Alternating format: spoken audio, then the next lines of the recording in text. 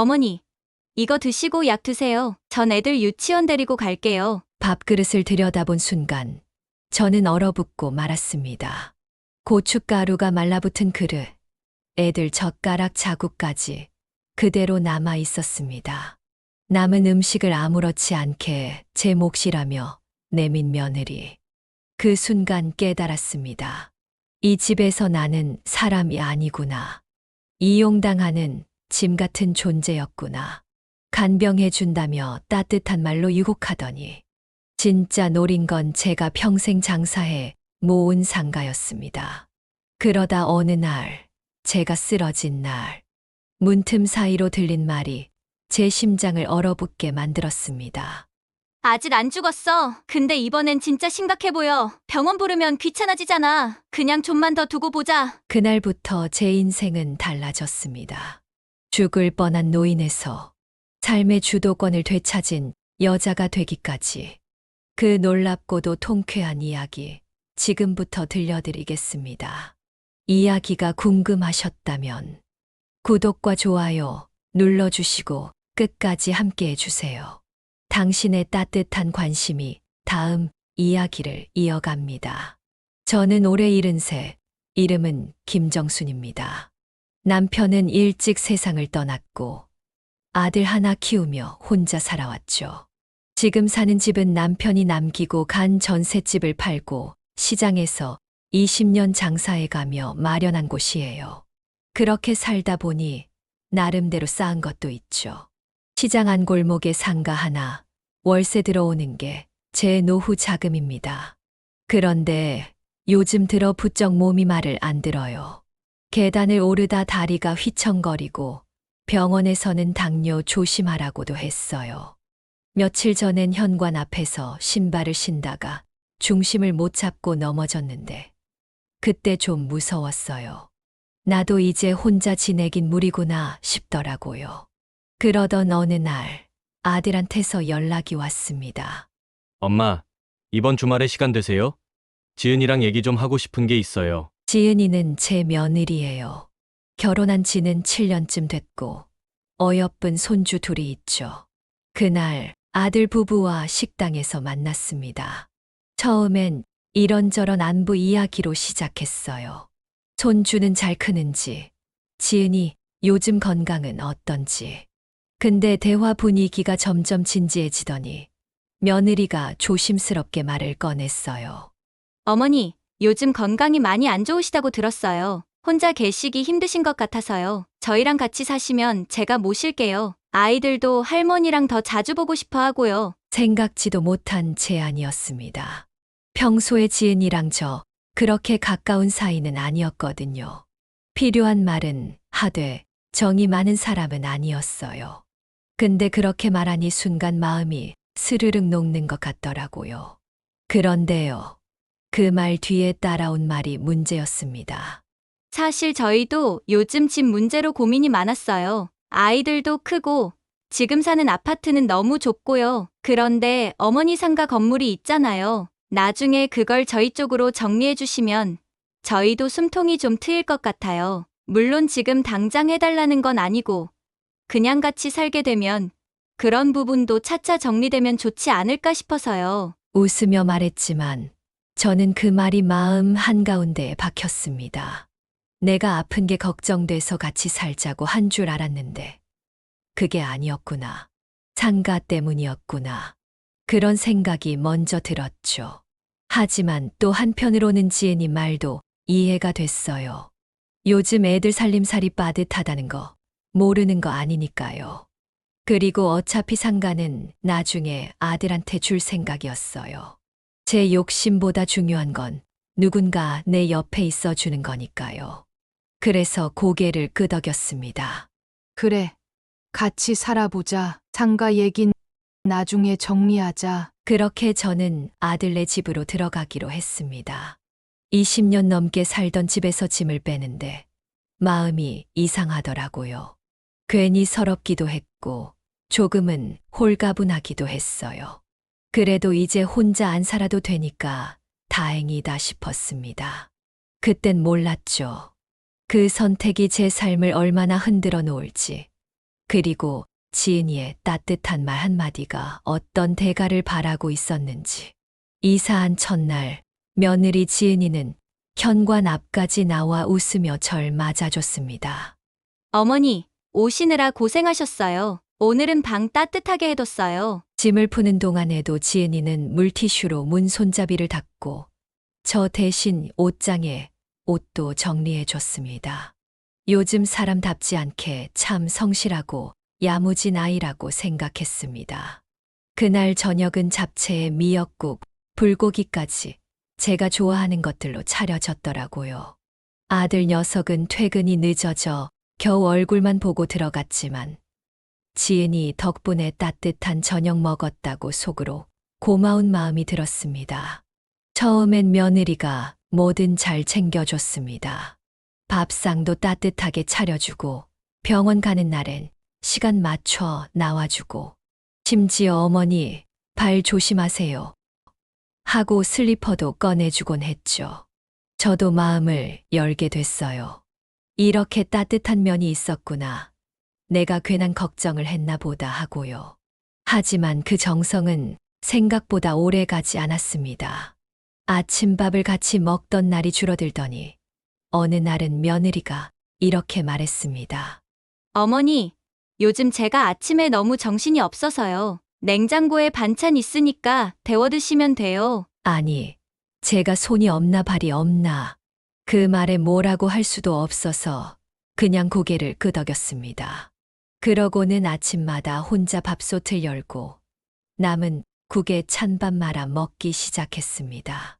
어느 날 아침 지은이가 밥 한 그릇을 제 방문 앞에 놓고 갔습니다. 어머니, 이거 드시고 약 드세요. 전 애들 유치원 데리고 갈게요. 뭔가 이상해서 밥그릇을 들여다보니 전날 저녁에 먹다 남긴 제육볶음이 그대로 덜려 있었고 고춧가루가 그릇 벽면에 말라붙어 있더라고요. 심지어 접시 한쪽에는 애들 젓가락 자국까지 그대로 남아 있었습니다. 먹다 남은 거였다는 걸 너무 쉽게 알아볼 수 있었습니다. 그걸 보는 순간 속에서 뭐가 확 올라왔습니다. 이게 내 몫인가? 내가 여기 왜 들어온 거지? 처음엔 그냥 반찬 재활용 정도로 넘기려 했습니다. 그런데 그 고춧가루 자국이 너무 선명해서 저한테 이렇게 말하는 것만 같았습니다. 어머니, 당신은 새 밥을 받을 자격이 없는 사람이에요. 그걸 보고도 저는 밥그릇을 전자레인지에 넣었습니다. 다 식은 밥에 국도 없이 김치 몇 조각 얹어 혼자 앉아 먹었습니다. 씹을수록 밥이 아니라 속이 더 메마르는 기분이 들었습니다. 또 어느 날은 지은이가 일어나자마자 이렇게 말하더군요. 어머니, 오늘 엄마들 모임이 있어서요. 애들 유치원 데려다 주실 수 있으세요? 그때까지만 해도 그래, 나도 이 집에 들어와 사는데 이 정도는 해야지 싶었습니다. 근데 그게 하루, 이틀 어느새 당연한 일이 돼 있더라고요. 나중엔 애들 유치원 데려다 주는 것도 제가 하는 일이 되었습니다. 택배 받는 것도 제 일이 되었네요. 지은이는 누워 있다가 전화만 합니다.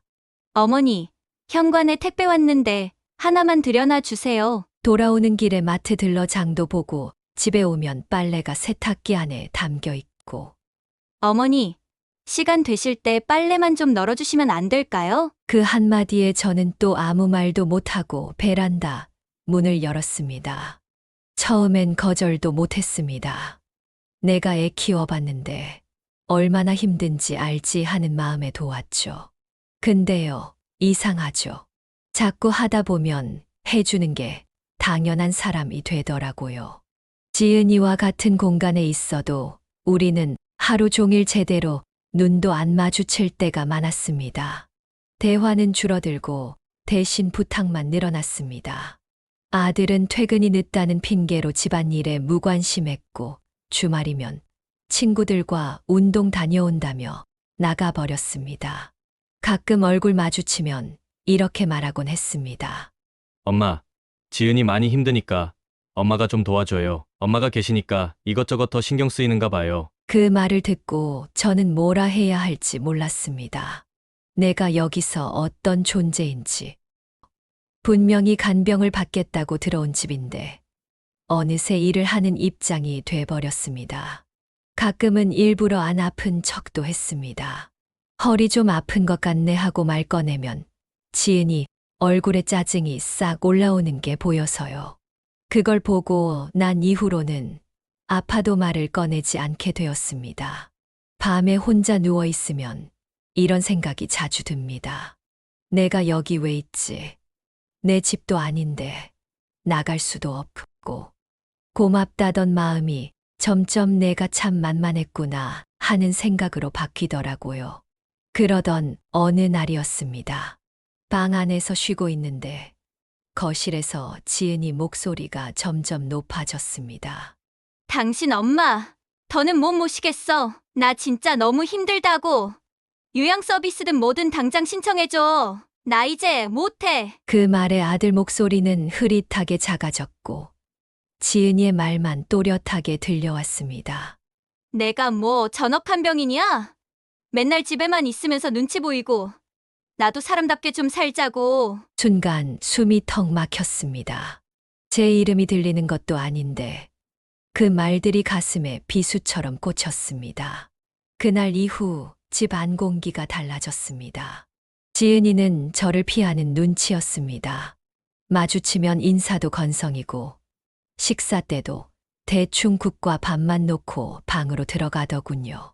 한동안은 괜히 집 안에 발소리조차 조심하게 되었습니다.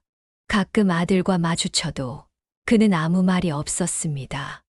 예전엔 퇴근하고 들어오면 엄마, 오늘 어땠어요? 나도 물었는데 요즘은 눈만 마주치고는 고개를 돌리더군요. 밤마다 방문을 닫고 불을 끄면서 이런 생각이 들었습니다. 이 집에서 내가 쉬어도 되는 사람인가? 조심해야 하는 사람인가?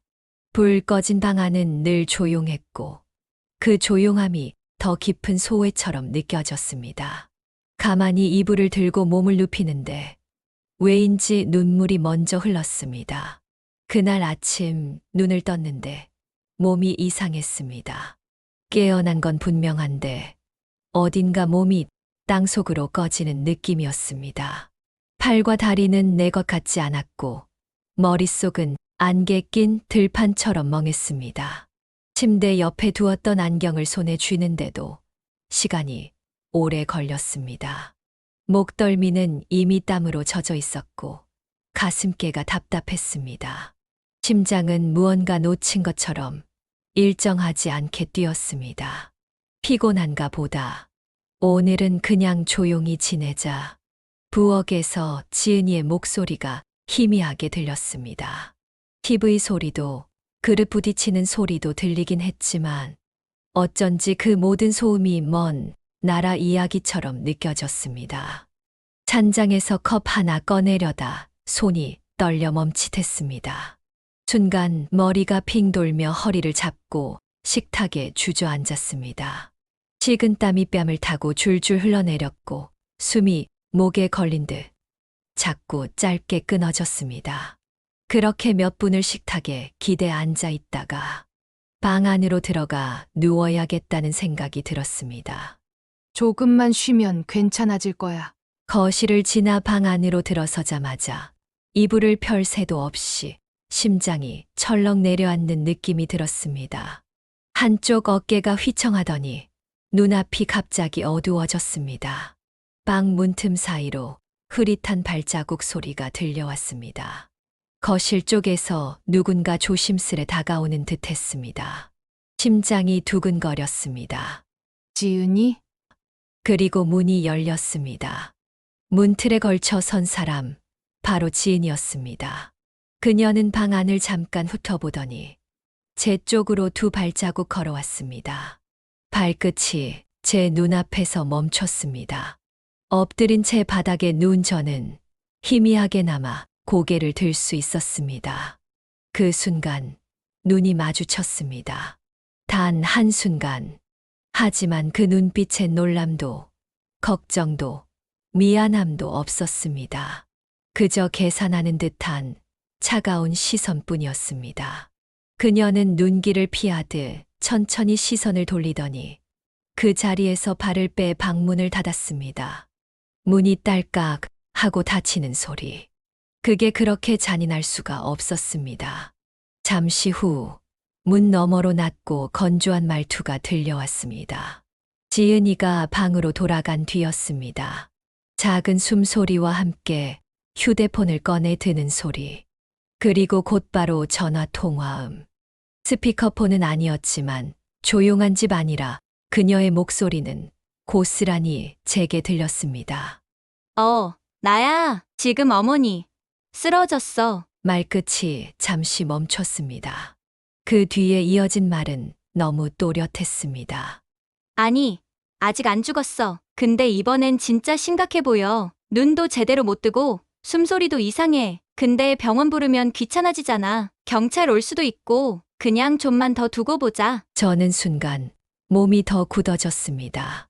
숨도 크게 못 쉬겠고 심장이 바닥에 닿은 듯 무거웠습니다. 지은이는 말을 멈추지 않았습니다.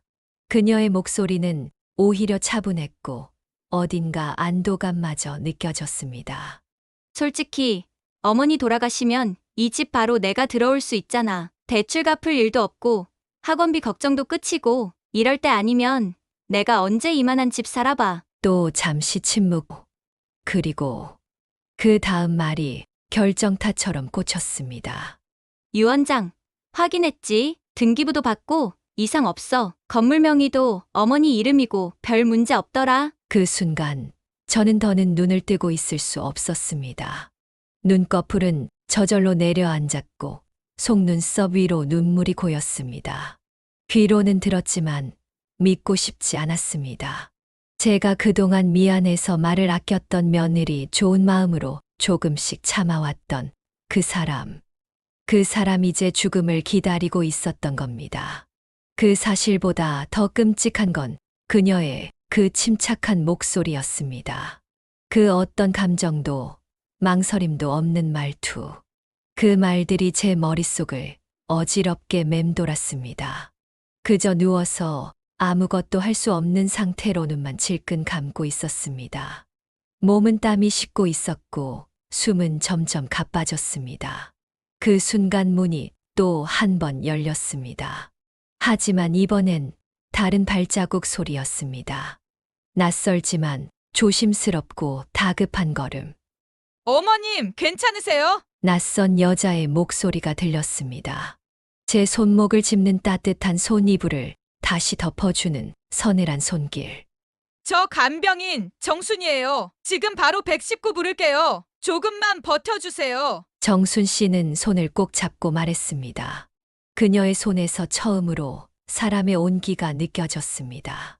눈을 떴을 때 낯선 천장이 보였습니다. 희뿌연 형광등 아래 낯선 기계음이 작게 들려왔고 팔목엔 주사 바늘이 꽂혀 있었습니다. 몸을 움직이려 하자 팔에 묵직한 통증이 느껴졌고 이불 밖으로 나온 손끝은 차갑게 굳어 있었습니다. 괜찮으세요? 옆자리에서 누군가 다가왔습니다. 그녀는 바로 제 팔을 덮어주며 침착하게 말했습니다. 몸을 너무 움직이지 마세요. 아직 회복 중이세요. 저는 고개만 겨우 끄덕였습니다. 입이 바짝 말라 말을 하기 어려웠지만 물 한 모금이 간절했습니다. 그녀는 말 없이 물컵을 들어 제 입 가까이 가져다 주었습니다.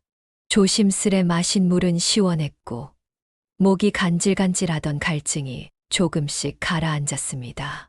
정순 씨였죠? 제가 작게 물었습니다. 그녀는 미소를 지으며 고개를 끄덕였습니다. 예, 정순이에요. 어머님, 요양 도우러 간병 신청받고 오늘 첫 출근인데 하필 이런 일이 먼저 생겼네요. 그 말을 듣는 순간 가슴 깊이 저려왔습니다. 다른 누구도 아닌 처음 본 정순 씨가 저를 살렸다는 사실이 믿기지 않았습니다. 그녀는 새벽까지 제 이마에 물수건을 얹고 약을 챙기고 체온을 수시로 확인해 줬습니다. 낯선 사람이었지만 오히려 제 가족보다 더 정성스럽고 따뜻했습니다. 정순 씨는 처음 본 저를 마치 오래 돌봐온 사람처럼 대했습니다. 며칠 뒤 병실의 며느리 지은이 나타났습니다. 문을 열자마자 어색한 미소를 띤 얼굴이었습니다. 어머니, 괜찮으세요? 제가 얼마나 놀랐는지 몰라요. 그날 이후로 하루도 마음이 편한 날이 없었어요. 그녀의 말에 저는 아무 말 없이 눈을 피했습니다. 그날의 기억이 너무 생생해서 도저히 모른 척할 수 없었습니다. 어머니, 다행이에요. 이렇게 좋아지셔서 정말 다행이에요. 그녀는 부드러운 말투로 앉았지만 제 가슴엔 서늘한 기운이 퍼졌습니다. 저는 그녀를 똑바로 바라봤습니다. 그날 네 눈빛 아직도 생생하다. 내가 쓰러져 있었는데 그냥 보고만 있지 않았니? 지은은 표정을 일그러뜨렸습니다. 어머니, 그게 무슨 말씀이세요? 오해세요. 전 오해. 내가 문 열고 날 봤을 때 눈빛이 어땠는지 아직도 기억나? 당황한 게 아니라 아무 감정도 없더라. 그날로 난 마음 접었다. 너 같은 애를 믿고 내가 아들 집으로 들어간 게 후회돼. 지은은 이성을 잃은 듯 말했습니다. 그만하세요. 그날 제가 어떤 마음이었는지 어머니가 어떻게 알아요? 솔직히 어머니도 알잖아요. 우리 사이 불편했던 거. 저는 한숨을 쉬며 말했습니다. 네 연기 이제 지겹다. 혹시 그래서 그날 일부러 나 안 깨운 거야? 내가 죽어야 네가 받을 수 있을 테니까. 지은은 그제야 본심을 드러냈습니다. 그래요, 바랐어요. 지긋지긋했거든요. 솔직히 어머니한테 더는 못 맞춰주겠더라고요. 됐죠? 이제 들었으니까. 계속 이렇게 계세요. 난 더 이상 어쩔 수 없어요. 지은은 그대로 자리에서 일어나 병실 문을 닫고 나갔습니다. 그 뒷모습을 보며 저는 소름이 끼쳤습니다. 저 아이가 저렇게까지 말할 줄은 아무리 생각해도 믿기지 않았습니다. 눈앞이 캄캄해졌습니다. 얼마 지나지 않아 정순 씨가 들어왔습니다. 조용히 이불을 펴고 제 손등을 덮어주며 말했습니다. 주무세요. 오늘은 제가 옆에 있을게요. 그 말에 괜히 눈물이 났습니다. 며느리나 아들에게선 한 번도 못 느꼈던 따뜻함이었습니다. 그날 밤 저는 오랜만에 사람 손길을 느끼며 눈을 감을 수 있었습니다. 정순 씨는 말이 없었습니다. 다만 묵묵히 제 곁을 지켰습니다. 아침이면 물수건으로 손을 닦아주고 식사 땐 직접 숟가락을 들어주었고 밤엔 창문을 닫으며 묻곤 했습니다. 오늘은 좀 덜 춥지요, 어르신?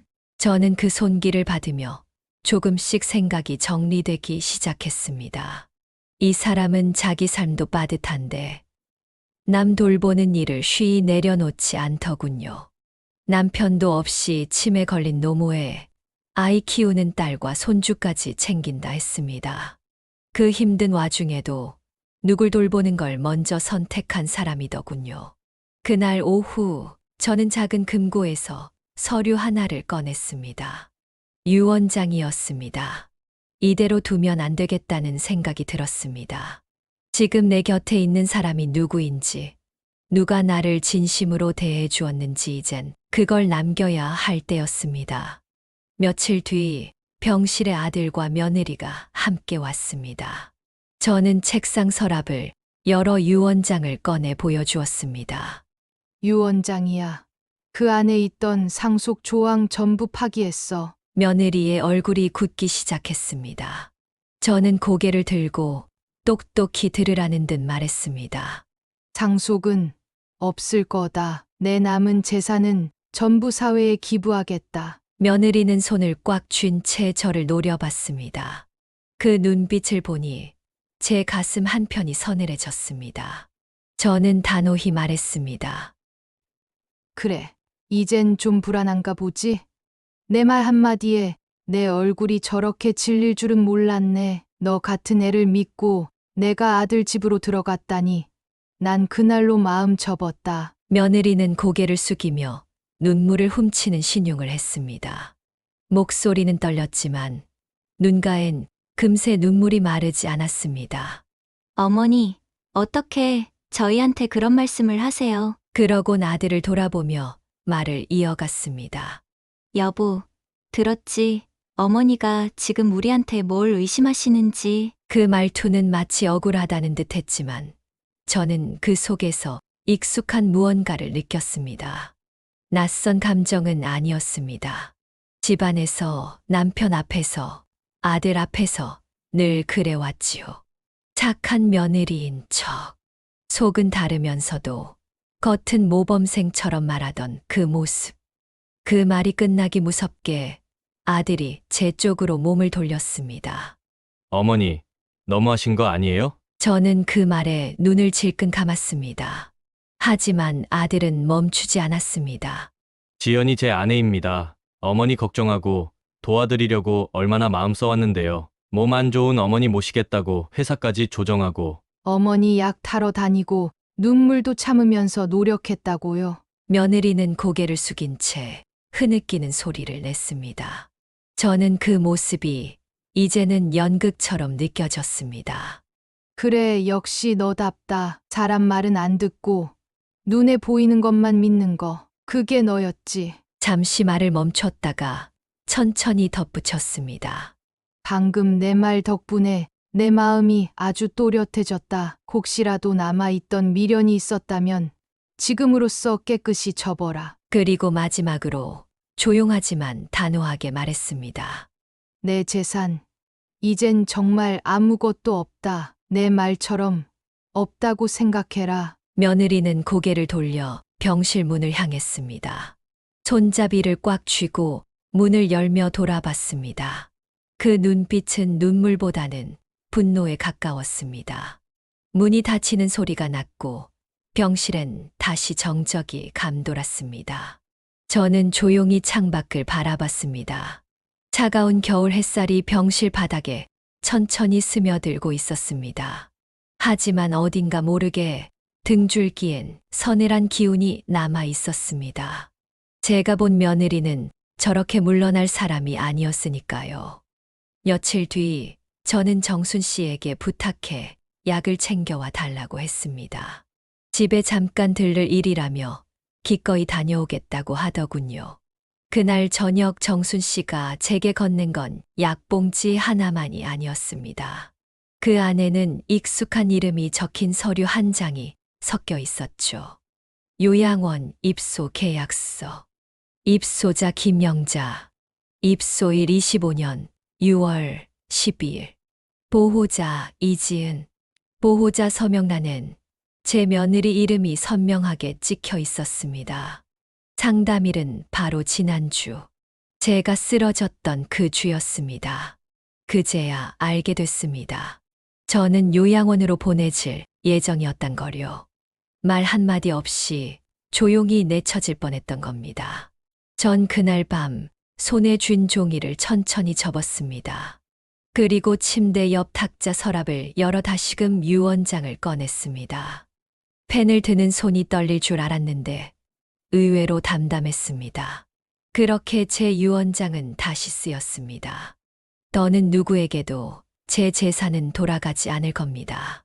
저처럼 외로운 노인을 남기기로 했습니다. 그리고 며느리에게도 그 서류를 직접 보여줘야겠다고 생각했습니다. 다음 날, 정순 씨가 잠시 자리를 비운 틈을 타 병실 문이 거칠게 열렸습니다. 며느리였습니다. 평소처럼 꾸미지도 않았고 미소 한 점 없이 씩씩대며 들어왔습니다. 정순 씨가 뭐라 그러던가요? 저는 아무 대답 없이 멀뚱히 쳐다만 봤습니다. 며느리는 마치 대답을 강요하듯 말을 이었습니다. 그 사람 입에서 무슨 말이 나왔는지 뻔하죠. 어머니 지금 그 사람 말을 믿으시는 거예요? 내 가방에서 나왔어. 요양원 계약서, 내 이름, 보호자 이름 다 적힌 그대로. 며느리는 잠시 당황하더니 이내 태도를 바꿔 말했습니다. 그래서요? 어차피 모시기 힘든 상황인데. 그럴 수도 있죠. 정순 씨가 나서서 오해하게 만들었겠죠. 우리가 무슨 잘못이라도 한 것처럼. 고맙다. 이렇게 내 입으로 말해줘서 지금 생각하니 참 내가 어리석었더라. 그래서 지금 상속을 바꾸시겠다고요? 그럼 우리가 어머니 모시고 산 지난 시간은요? 그게 다 헛된 거예요? 그제야 입을 열었습니다.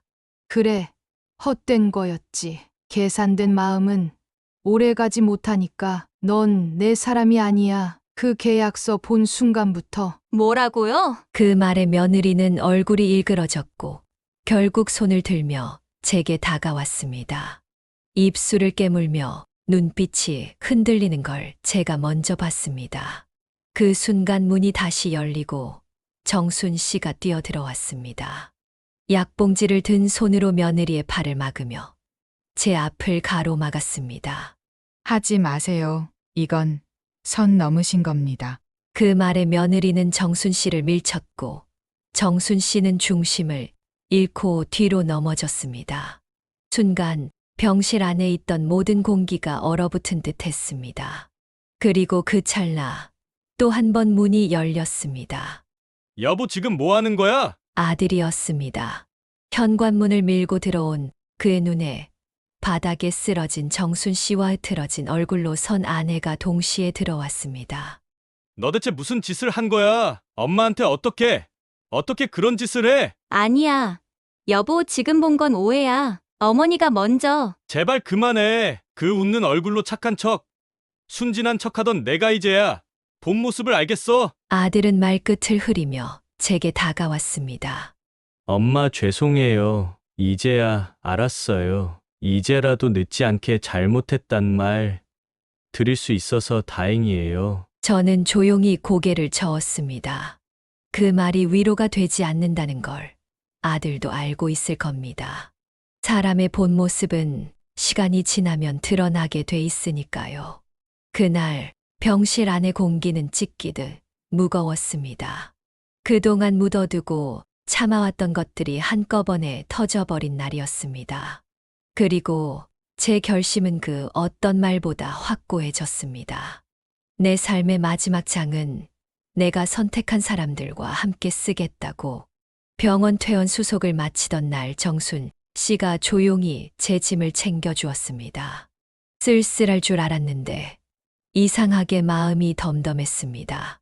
아들은 오지 않았고 며느리는 더 이상 연락이 없었습니다. 곰곰이 돌아보니 이제 내 곁에는 정말 남아 있어야 할 사람만 남은 것 같았습니다. 그날 집에 들러 필요한 것들만 간단히 챙겼습니다. 아들 부부에게는 아무 말도 남기지 않았습니다. 식탁 위에 짧은 편지 한 통만 올려두고 뒷모습도 보이지 않은 채 조용히 나왔습니다. 그리고 저는 오래전부터 꿈꾸던 시골 마을에 작은 집을 지었습니다. 햇살이 머무는 마당과 고요한 밤이 어울리는 집. 낯설고 허전할 줄 알았지만 시간이 갈수록 그 고요함이 따뜻하게 느껴졌습니다. 불편함도 외로움도 이젠 그저 내 삶의 일부일 뿐이었으니까요. 며칠에 한 번씩 정순 씨가 손자를 데리고 놀러 옵니다.